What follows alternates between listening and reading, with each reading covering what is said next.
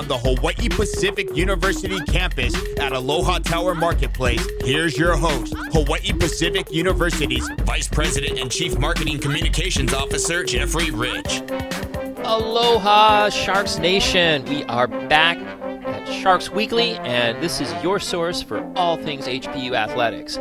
I am your host, Jeff Rich, and we are talking today HPU Tennis. And we've got an actual British invasion here in the studio, I have to say. More on that in a minute. But we're excited. We've got HPU's head tennis coach, Dan Pollock, in studio today, and he has brought along two amazing standout student athletes, and we'll introduce everybody here in a second. But we're excited. We've also got in studio HPU's Assistant Director of Strategic Communications, Mr. Greg Fishbach, and joining us in a little bit with an update will be HPU Sports Information Director, Miss Bailey Furman. So we are excited. Today's student-athlete guests, we have grad student Sayda Hernandez, hailing from Hilton Head, South Carolina, and senior Jayanne Palma coming to us from Bradford, England, one of our British invaders. So it's going to be an exciting show. And as always, you can text questions into our guests, and that number is 808-888-5481, and we'll be excited to see if any interesting questions come in, particularly from maybe your teammates with a few inside questions and thoughts. So let me bring our guests into the show. So first, let me introduce HPU's head tennis coach, Dan Pollock. So Dan joins us this season as the head coach for both the men's and women's teams, and throughout his coaching career, he has achieved remarkable success. At Johns Hopkins University, he was honored as the ITA National Coach of the Year and Southeast Regional Coach of the Year in 2023, leading the team to its highest national ranking of 6 and securing 3 Centennial Conference Coach of the Year titles. During his time at the University of Maryland from 2019 to 2021, Dan played a key role in developing the program's first Big Ten Freshman of the Year and mentoring 2 nationally ranked singles players. At Butler University in 2018 to 2019, he set a program record with 21 dual match wins and achieved the highest ever regular season finish in the Big East, securing second place. Earlier in his career at the University of Utah, from 2014 to 2018, he led the team to its highest NCAA D1 national ranking of 24 and guided them to their first NCAA championship appearance in 21 years. That was an at-large selection. Welcome back to the show, Dan. It's good to have you here. Thanks for having me. So you're starting to get your feet under you and get comfortable with the team and HPU. So with this being your first season, you've got an amazing track record and remarkable successes in your prior coaching career. ITA Coach of the Year, leading teams to NCAA successes, mentoring All-Americans. What was it that attracted you to the HPU head coaching opportunity, and what's been your experience so far? Yeah, it's I played out here in Hawaii as an undergrad. I played my college tennis here, and I came back to coach at Hilo after my master's degree, and that was way back 2009, and always wanted to make it my permanent home. Just the place, the people, the culture here is just, it's the only place like this in the world. The outdoor lifestyle, the pace of living, the perspective that people have on life, the family-oriented, kind of mindset that people have here. I can't imagine being anywhere else. And this position came open. Hendrik, who was the men's coach at the time, we played against each other in college. We had some really good chats about me coming out here to join him and join the coaching staff as the women's coach only. I came out here mid-year of my last year at Hopkins to kind of chat with the admin, and it just kind of flowed really, really nicely, and I'm so happy to be back. Wow. Yeah. Well, we're glad to have you. So, in terms of actually finding out about the role and coming, did Hendrik let you know it was becoming open, or did we, give you a call and say, hey, what do you think about this opportunity? So it was open the year before, and Hendrik kind of filled in as head men's and women's as an interim. Yep. And we got chatting, and just kind of like, hey, I really want to be back in Hawaii. And he's like, well, this doesn't open very often. They were here, him and Lauren were here for 15 years. So it's like, all right, it's now or, 15 years down the line, Yep. and why it's a wait? Coveted job. You got to jump when Why it's wait? open. Why Go when wait? the getting's good, right? Uh-huh. Well, we are really excited to have you. And as we've talked about before, the culture of excellence in HPU sports, a continuation of the program that Hendrik built, and I'm sure it is in excellent hands with your tutorship, as they say. So, hey, let's bring our student athletes into the conversation, really get the conversation going. So first, let me introduce Sayda Hernandez. So Sayda is an MBA student, a fifth year. She hails from Hilton Head, South Carolina, and is ranked ITA regional number 17 for singles and number 9 for doubles. Previous achievements include Conference USA Player of the Week in April of 2024 and MVP at Hilton Head Preparatory School. Off the court, she aspires to own a perfume company and is passionate about studying fragrances. Favorite foods include Mexican tacos, burritos, and hibachi steak. So welcome to the show, Sayda. It's good to have you with us. Thank you for having me. Well, we're excited. Let me introduce your colleague and other student athlete as well, Jayanne Palma. So Jayanne is part of the British invasion this morning, hailing from Bradford, England, and previously was at the University of Idaho, where she earned Big Sky Player of the Week honors. She has represented Great Britain in 2017, and off the court, she loves playing piano and enjoys sushi and cheesecake. Favorite athletes include Roger Federer and Ons Jabeur. Am I saying that right? I'm butchering foreign names. Welcome to the show, Jayanne. It's good to have you on as well. Yeah, thank you very much. So let's get the conversation going and talk a little bit about how the team dynamic is this year. Compared to last year. What's the sense of excitement? Are you guys really feeling energized? Give us a comparative to how things felt last year. Very excited. Obviously, it's both of our last years, so and it's very different. I think we've got 4 new girls. Half the team's new this spring, which I think is quite rare, but it's unique. But season's always super fun. I think you learn that going through freshman, sophomore, junior year, how exciting college tennis is, and just the energy and the atmosphere. So I'm just really excited for that. Yep. And this is your fifth year now. So this is old hat to you, Sayda, right? Yeah, so it's different now because this is my third team. So it's always good to have new people and, adjust to, how they work in, different settings. So, this time was very different because we had people in the fall and then I never had new teammates in the spring. So this time I was like, I got to adjust to them faster or just as teammates and people. So I've now have more experience of it, so I know how to deal with those new situations. So I'm glad to be a fifth year. So now I can show them, since they're all new to college, the routine and all of the rules and everything that you need to learn. So I try my best to show them and be there for them.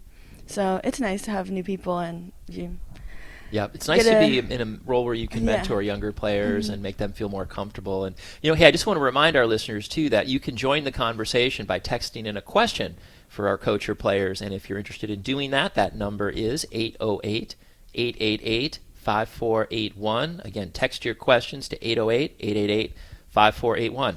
So, Greg, you were a tennis player, are a tennis player, I imagine, still. Yes, I'm excited. This near and dear to your heart. Women's tennis is always fun to watch, and we were just chatting earlier about the Australian Open and who everybody's picks were. And do we want to mention who the finals, who we're choosing, or we want to wait for that for the end? Maybe have that be the unveiling at the end. Everybody pick an Aussie Open champion.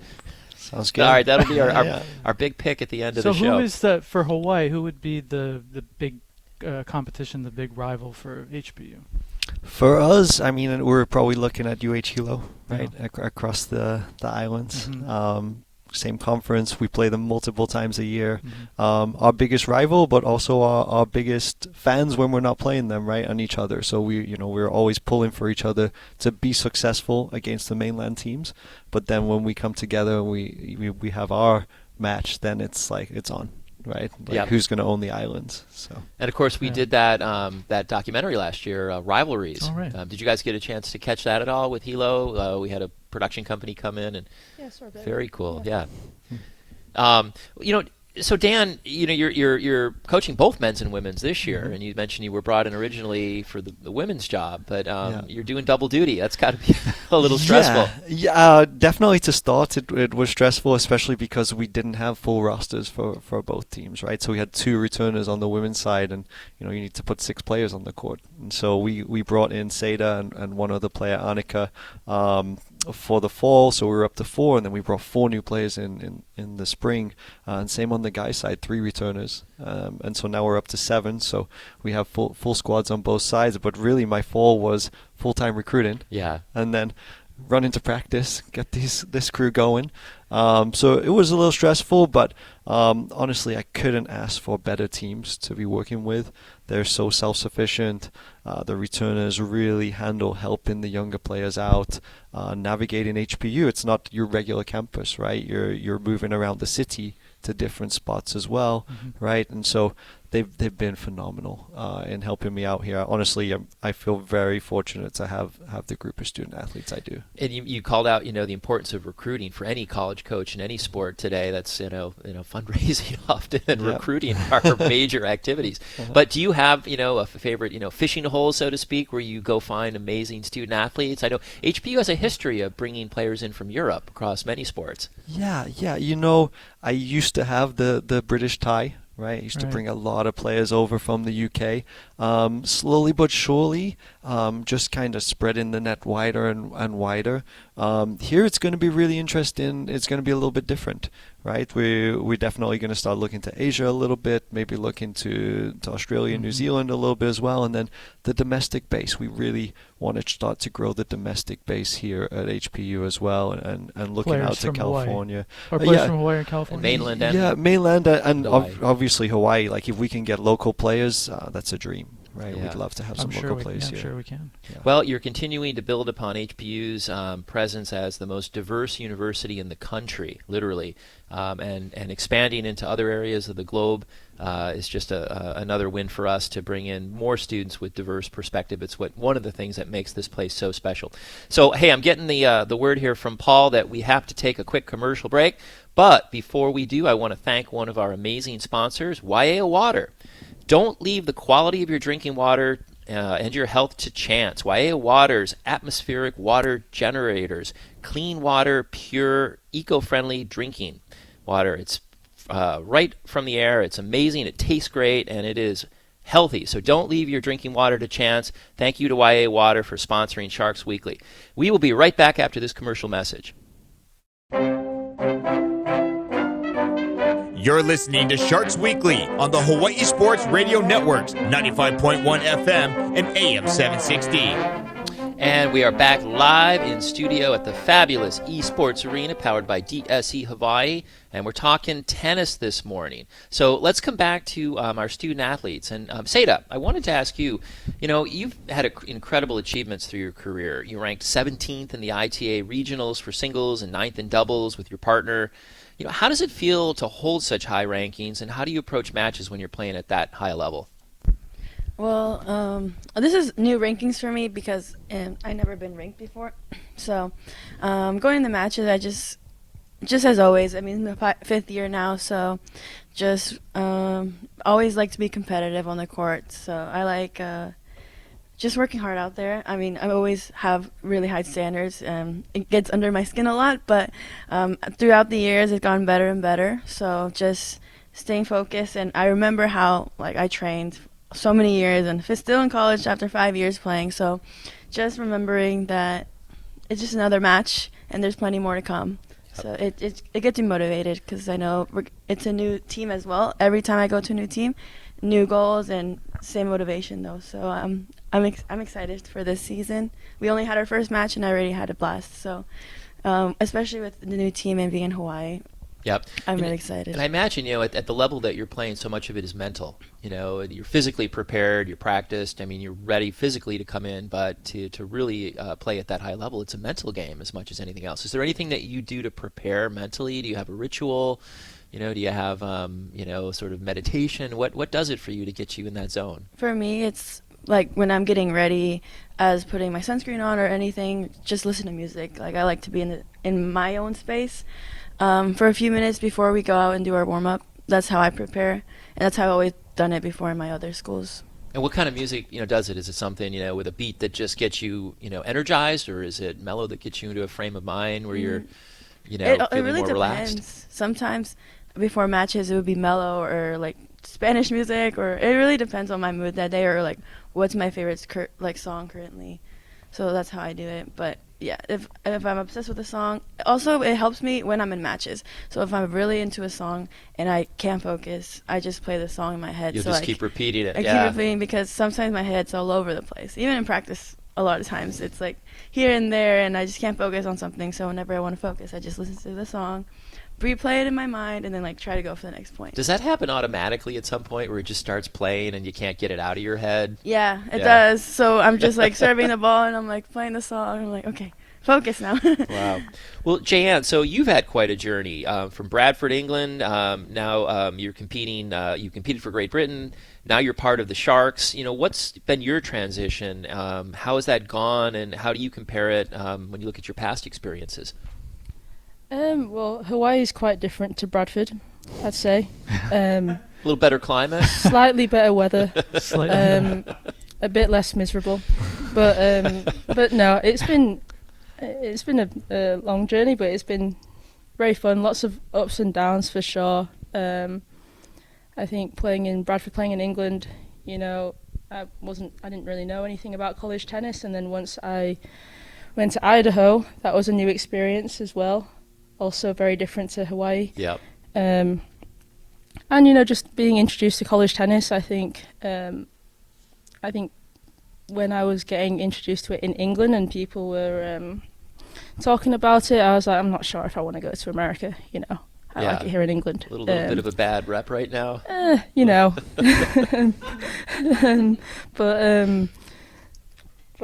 no, it was definitely the best thing that happened coming to America, and now I'm probably going to stay in America after. So. Well, has there been any adjustment for you, like transition going from grass to hard court? I always played on hard court when I was younger, just mostly indoor. Mm-hmm. Didn't really play on grass that much, so it wasn't too much of a transition. We always associate England with grass courts. Is that not true, Coach? Is it really just that hard court and grass, or what do most players play in England? In England, I mean, we have a grass court swing, like in the middle of the summer, but your summer is so short.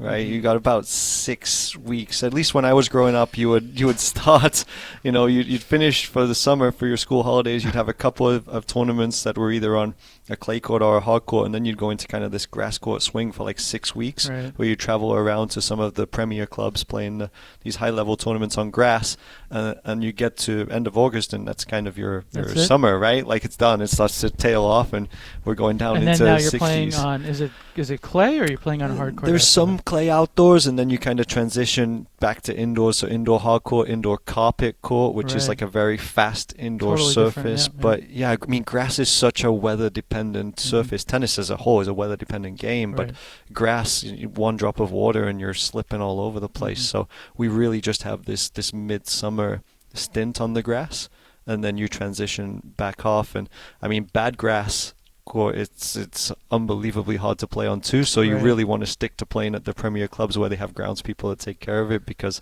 otherwise it's bouncing all over. No cleats in tennis, right? No. I mean, even at Wimbledon, right, we're looking at week 2, right, the grass is pretty much, it looks pretty bad. Chewed up on the baseline where they're running around. It's harder to play, right? That's for sure. So is that, I mean, so in general, not much grass court, mainly hard court for you when you were growing up? Yeah. Okay.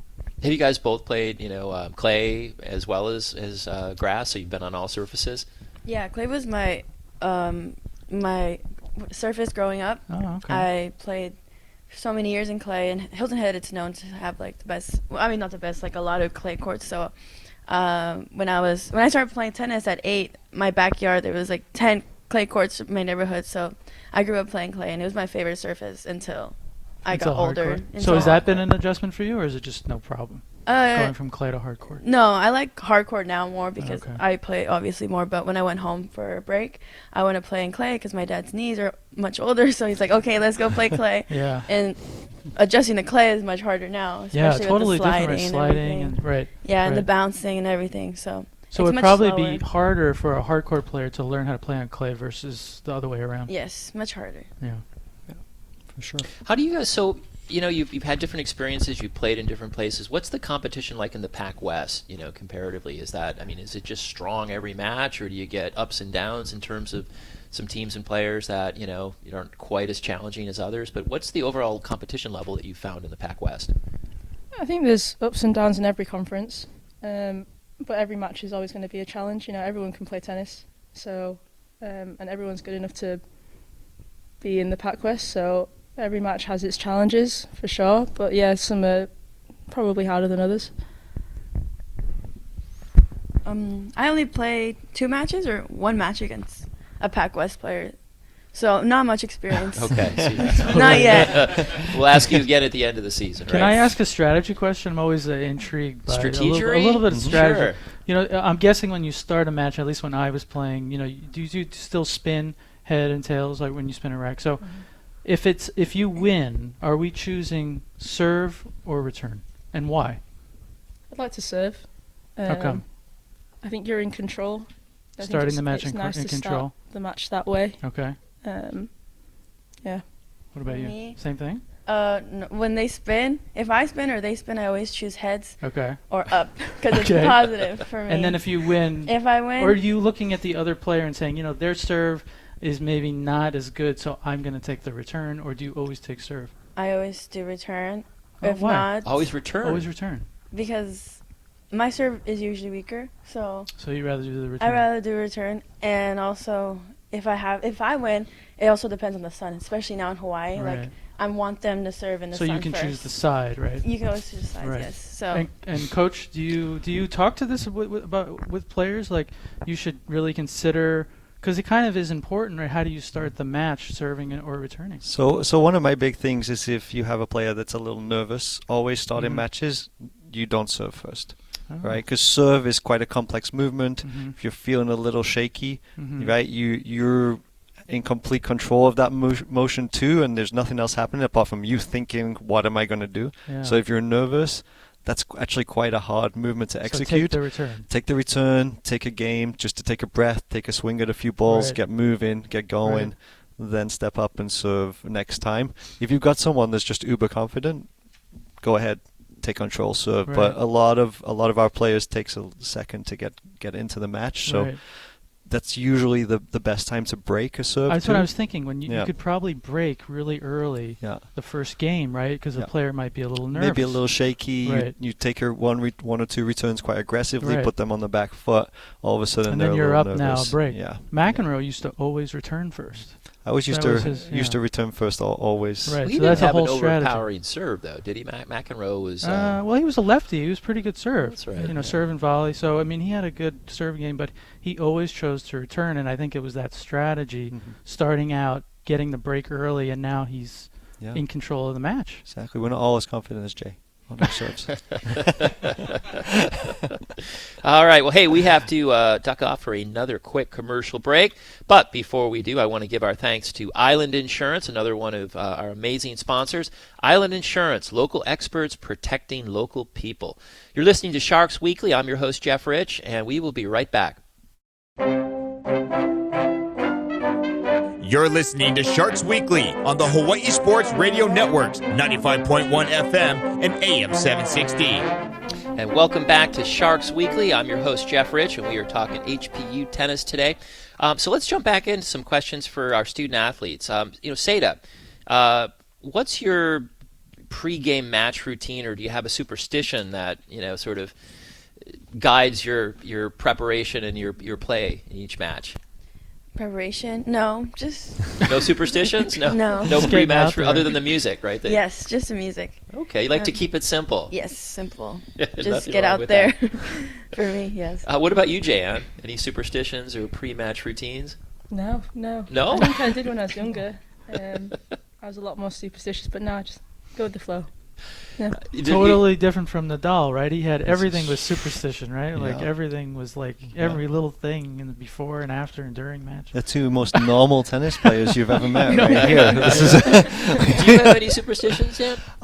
these days less, but as a player, like A lot of them. so you had a so lot too? many routines and, What did and you do? superstitions. I mean, I had my hat that just did not get washed. Oh, wow, between, okay, that's a bad between, yeah. If I was winning, the hat stayed dirty. And then there's, tap the floor between every return, say the same thing before every serve on the Wow, same you really amount of had balls. quite a Yeah, lot of yeah. superstition. Oh yeah, plenty. Plenty. Did you find that worked? It kind of just put me in a spot Mhm. like where my mind just got centered on what I was doing. I must have said the same thing before I serve a tennis ball a million times Really? at this point. The same three things: bounce the ball 3 times, say the same 3 things, Yep. go serve, and so. See that a lot. Wow, Yeah. and do you think that helps like people like Nadal like to really get into each point like the exact same I think routine? I think it does, right? If you're that type of person, like Nadal definitely was, it just helps center your mind on one thing. If you're going through your certain routine, it brings you back to a place where you're ready to play the next point. Some people just don't need that. Yeah. So to maybe do it's their thing. easier if you don't have any superstition. Oh yeah, I'm looking back. Well, something to fall back on, though. Did you have any superstitions? No, I in your didn't. playing days? I didn't either. Just playing. No, yeah, I just would get out there and play. Yeah. We What definitely we have one guy on the team who will not step on the lines on the court. It's like kind of annoying because you're like trying That's- to figure out how to get to him to talk, and he starts walking this way because he doesn't want to stand on the lines. Does he do that during the match? Yeah. He He won't won't stand on the Step on lines. wow. Yeah. That's But gotta that's be tough. probably good, right? Because they always say Yeah. don't step. You always want to stay back of the line, right? You don't Yeah. want to stay in or Well, stay this back. is between the points. Right, even between the yeah, points, you yeah, don't he want to be just- on the line, right? Yeah, he won't stand. He steps over it. What about you, Greg? Your playing days? Any superstitions that you followed?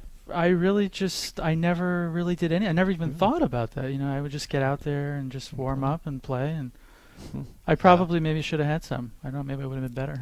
Yeah. I could have been the next Nadal or something. What about as a fan? I know my superstition as a football fan is to not watch the game. If I don't watch the game, my team's going to win. You don't know? watch the Bills play? Well, yeah, we were saying, not that I will watch them, and I know if it's a game that I think they're going to win handily. But Right. tough games, like I was saying You earlier, I can't didn't watch. watch the playoff game last week. I waited till I heard the score Yeah. and then watched the game. Yeah, that's a superstition. Yeah. Well, it's kind of it's like feeling like, okay, if I watch it, they're going to lose. Right. Because I'm destined to be a tortured fan. So if Right. I don't watch it, then that'll they give have my a better- team a Well, that's for reprieve. sure. Right? A lot of people feel like that. I went to watch a Man United game in England over winter, and my parents had got me a new shirt for my 40th birthday to go watch Man United play, and we lost. And my mom is Never devastated. wearing that again. She's like, "You can never wear that shirt again." It's like, Mom, if that's the reason they lost, like we got It bigger can't be just you. problems than. I know. It can't be just you. I know, that's fine. Wow. Do you spend a lot of time watching your opponents play, like when you're at a match, like studying up? I mean, how much prep work do you do when you're playing somebody? There's not much prep work you can really do. I mean, we'll travel, we play them, we'll warm up. We're warm up at the same time, so we don't really see them. Right. Do you look at like previous scores, like, oh, this person played this player and they won in 3 or they won in 2, and I beat this person, so I should be. I try not to No. do that too much. I think I'll get in my own head a bit Oh, okay. if I did that, but I don't know about you. I overdo it a lot. You do it. Yeah. I mean, especially I think I would too. not in this school yet because I don't know the competition that much. But in my old school, since everyone was like near and I knew a lot of the players, like Yeah. I would always go and look. Yeah.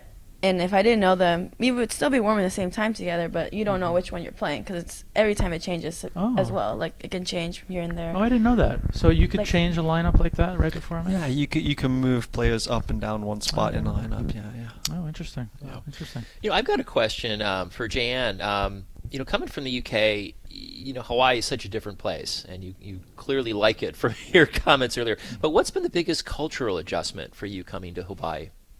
Oh, wow. Cultural? Honestly, the only thing that comes to mind right now isn't really cultural. I just think of the chickens. The chickens that are all over the place and the roosters. There's just Are way those too many distracting? chickens. I love Hawaii, I really do. And it is much better than England.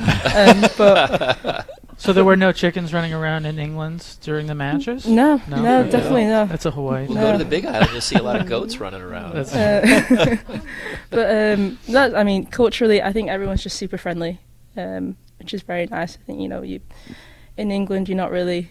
I don't think it's as friendly in England. It's just cold. You got your head down. You're trying to get to where you're going. Yeah, I think. yeah. So people are much happier, which is nice. You've picked up on that spirit of I know. aloha that's Yes. pervasive through the People Hawaiian in Islands. people in Britain not as upbeat because of the weather, maybe. Not as aloha. Yeah, Not as aloha? there's not much aloha spirit over there. Okay. But- I can see that. Is there a healthy cynicism across the UK as sort of the way you would portray the think so. English people? I think so. Yeah. There's a solace in the misery of the collective, I think. I guess that's true. I mean, was Andy Murray a particularly solemn player? There is or- a name for the past. He's not exactly the most exuberant personality. Tim like, Henman was yeah. pretty upbeat. Yeah. I mean, nice guy, but Yeah. not the most He wasn't, overwhelming He personality. wasn't Nadal, probably. Yeah. He's just awesome. Well, I want to take a moment here and bring in HPU Sports Information Director, Ms. Bailey Furman, who is going to give us a bit of a glimpse into what's happening Oh, across right. HPU Sports. So, Bailey, how are you? Great. That's not a resounding great. Good morning. Good morning. All right. Well, what's happening across campus?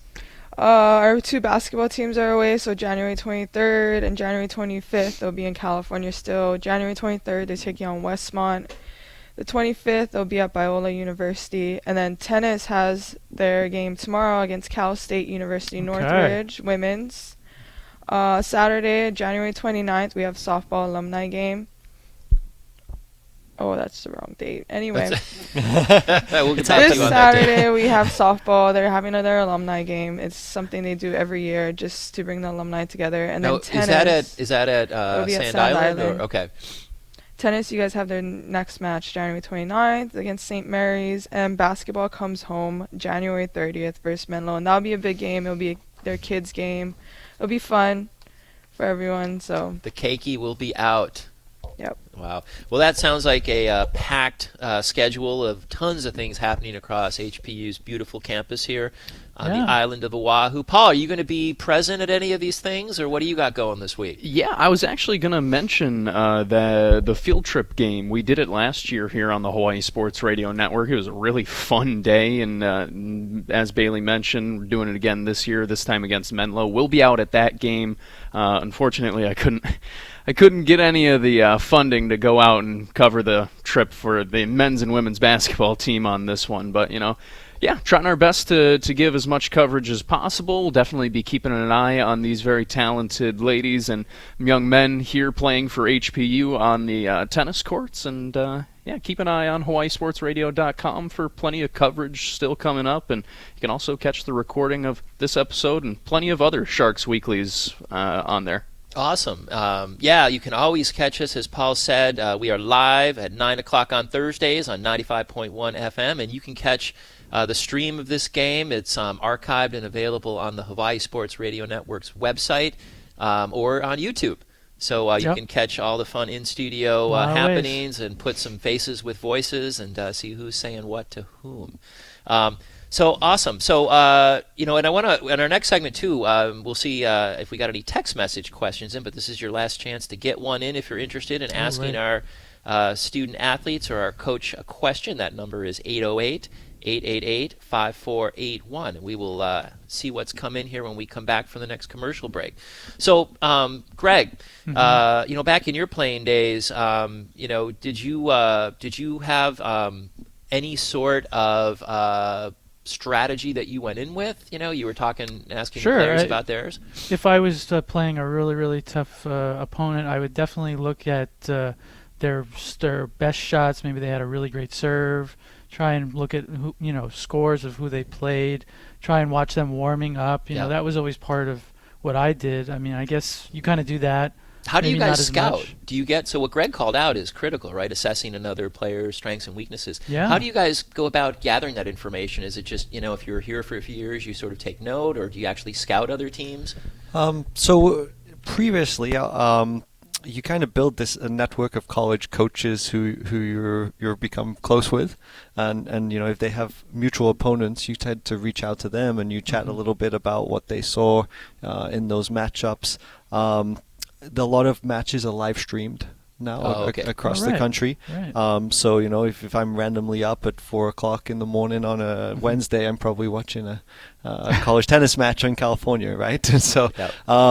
And we do it. We've done in the past at other programs a lot of video, and then you kind of store those videos through the years, and you can look back at opponents that you've played in the past as well. With this team right now, totally honest, we're not thinking about our opponents at all. When we go on the court, we are trying to build basics that we do well in our program, and we're going to go and we're going to put those out on the court against opponents, and then we're going to work through some basic strategy adjustments from there. But with this team, it's really important for them to focus on them and build some quality habits there. So we're taking a slightly different approach of let's focus internally, let's do our job.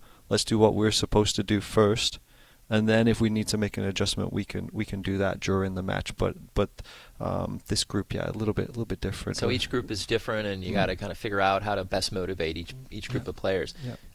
Excellent. Well, hey, we got to take one more commercial break before we hit our last segment of the show. I want to also call out that to Sharks Weekly, and today's episode is sponsored by Hawaii Pacific University's Holomua Commitment.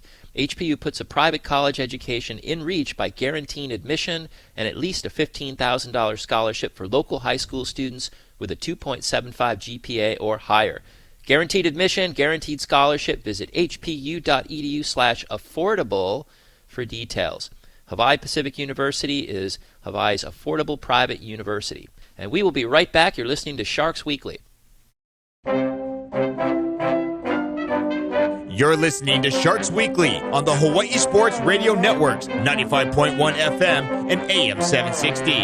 And we're back live at the DSE Esports Arena, and we are talking HPU Tennis. So, in the break, we brought up the topic of pickleball.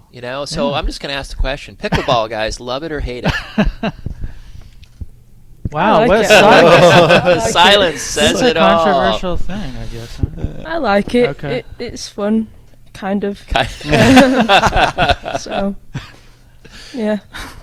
What do you think? You're good I at played it. 2 times, and last time was with our teammates last semester, and it was fun. Yeah. I agree, but Not quite as challenging as no, tennis? Yeah. it is intense. It can get intense. Yeah. I had a match that was intense with my other teammates, Yeah. and my head was about to blow off because it was so hot. No, But go yeah, ahead, Sam. also the court shortage is Right. very annoying. Right. Even especially back home, Hilton Head, it was always known for tennis, and now it's both. But Well, you got a lot of pickleball. seniors in Hilton Head, too, right? Yeah, that's why. So a lot of the tennis facilities that used to be just tennis is now converted to pickleball and just a little bit of tennis. And there's a shortage of courts, like public courts. Yeah. For me, so before there was 2 courts and now there's 1 court, and people use it for Right. pickleball too. So it's annoying sometimes, but I think it's fun. What about you, Dan?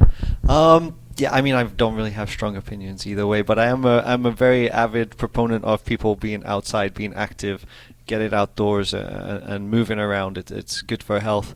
If you're playing next to someone playing pickleball, like the oh my gosh, like head's about to explode sometimes, Right. especially if it's an indoor, Right. like you're teaching an indoor lesson and it's an indoor pickleball. It's like can't Sound speak. is really important in tennis, don't you think? Yeah, Sound is it so is. vital to We hear talk the ball about off it a lot. off the opponent's racket, right? Yeah, we talk about that. We talk about making certain sounds off our racket with the ball, versus, depending on how we're hitting it. But with pickleball, we do have our annual end of fall semester pickleball championship within right. the team. Jay was our champion here. Congratulations. Pickleball yeah, champion. She's got those long arms reach over the net. And just, yeah. Well, it's a fun sport, and it seems like it's taken over the island. We just had a couple of Sure. courts open up here Across on the Fort street, Street, yeah. Forte, Mhm. and we got, I think, the convention center launched some pickleball courts. Yeah, but it's very, very popular here. We'll Yeah. see. Well, Yeah. let's get off of tennis for a minute. I want to ask a couple of more recreational, sort of hobby-related questions. So let me start with Jayanne. So I had heard that you are a talented pianist. What does playing music, how does it impact your focus and your performance on the court? Well, it keeps me very focused, playing the piano. I haven't done it in a while. I don't have a piano here, so I can't really do anything about that. But I think it's very relaxing. It really calms the mind. Are you a purist? You wouldn't get like a electronic keyboard just to have something to play around with? Maybe I would. I don't know. I think I'll stick with my regular piano. All right. You know. Good enough. All right, and Sayda, so I mentioned at the beginning of the show when I was introducing you, you had an interesting hobbies, perfume shopping and studying about fragrances. That's interesting. Where did that come from? Did you have a favorite scent, as a young woman that led you to that pathway? Did you have a mentor or an influencer? It was summer of 2023. Yeah, I needed a job like when I came home from college, so I was like applying to places, and I went to this store because they were like, we really need employees, and they just opened up. So I was like, I don't know. So I went, and then he was like, it's fragrance, and I was like, oh, I don't know anything about it. But then as more time progressed and I worked more, I got more familiar with fragrances, and I figured that's a hobby that I really enjoyed, collecting them, smelling them, and just selling them to people because I was a salesperson, and I just got very informed, like knowledgeable about it. So more and more time passed, I was watching TikToks and videos and smelling fragrances in different stores, and it's just something that I really enjoy and like to take time away from everything. Just if I'm like sad or something or like overstimulated, I have my own collection and I go and like sometimes just sniff them and just helps me calm down. I don't know, it's just something I do. What's like your favorite fragrance smell or favorite? So one that I always wear is called Perfect by Marc Jacobs. Like, it's not my favorite, but it's something that, casual wear every day. Like, it's my signature scent. Okay. So I like, but there's other ones that are, like, more expensive or less expensive, niche or, like, designer. I just like to, like, yesterday I went to Macy's and I went to go smell them, or Neiman Marcus, smell the expensive one and see which one I want to buy next. But yeah, it's a huge industry. Yes, it is. And because of that store that I worked at, I've been working at it for now 2 years almost. I always go back when I go home. So that it kind of inspired me to one day have my own open. What's your favorite again? Marc it's Jacobs. Marc Jacobs. Okay. Yes. All right. Yeah. Nice. Do you have a favorite? Does your wife have a particular? Chanel, I think. I use sometimes Dior, I think. Okay. What is the one? Yeah, Sauvage, the one with the Johnny Depp I think commercial. I've smelled some Dracar Noir now and then too. Have you used that one? Maybe. Yeah, maybe. Just a little. What about you, Coach? Do you have a favorite? Yeah. No? Hugo. Hugo? Hugo, Yeah, that's a good one. Well, I would say if it's Yeah, female that's- yeah. fragrance, Izzy Miyake.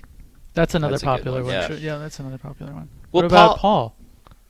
I'm over here This laughing. is a conversation you never thought you would be So at. and that's why I'm laughing over here. Is like he asks, he's like, "Oh, Greg, does your wife have a favorite fragrance?" And I started thinking about mine. I'm Oh, like, no. "Oh God, What what's does her?" she wear? You better figure it out, man. Like, oh gosh, what's something I should wear? This entire conversation has been actually quite interesting. It's something that I never knew I should care about, but very clearly I need to care about. Yes, it's important. Especially if you're buying for Smell is important, right? It is. Yeah. And you want to smell good. Yeah. Actually, we do have one text question before we get out of here. And it's funny okay. enough that we talked about the sound before because it's just by someone. Why do tennis players grunt so much? Why is that so important? That's a because controversial, it yeah. kind of seems like a lot of pros do it, or at least a lot of pros did do it. Why was that so big? Who was the first grunter? Was it Monica Seles? Monica Seles. They actually told her to stop grunting. Yeah, And it I hurt her. remember And it hurt her game. Wow. Well, Do you remember that? Yeah. Well, she drove somebody so nuts from the grunting that they stabbed her. No, I don't think. I don't think that was quite the I reason. don't think that was. We gotta do. We gotta do the That was in Australian poor Open. taste. Australian Open picks. We gotta do our right. Australian Open picks. All right, the music is starting. So around the horn, Australian Open Coach, picks. Coach starts. Women's finals is on Saturday. Sabalenka, but hoping for keys. Okay. Same. I think Sabalenka. Sabalenka. Yeah. Sabalenka. All right. I'm taking keys. All right, I'm you're going the for lone the American. wolf. Yeah, I think she's having a great tournament. All right, what about you, Paul? I'll go with the group. I have no Sabalenka? idea. I'll be honest. And Jeff is not. You don't know. I'm the gonna pick? go. I'm gonna be the contrarian with you. I'll take Okay, you're keys. gonna Yeah. take keys. All right. There well, you go. We'll see what All happens. right. Well, the music tells us that we are out of time, but we want to thank HPU Women's Tennis. Thank you. You guys were fantastic guests. Thank you so much for joining us and giving us a little glimpse into what's happening in the women's team. And Dan, keep it rolling. Keep up that culture of excellence, and good luck on your recruiting this year as we head into next year. So you're listening to Sharks Weekly. I'm your host, Jeff Rich, and we will be back next week, 9 o'clock. Everybody have a wonderful week.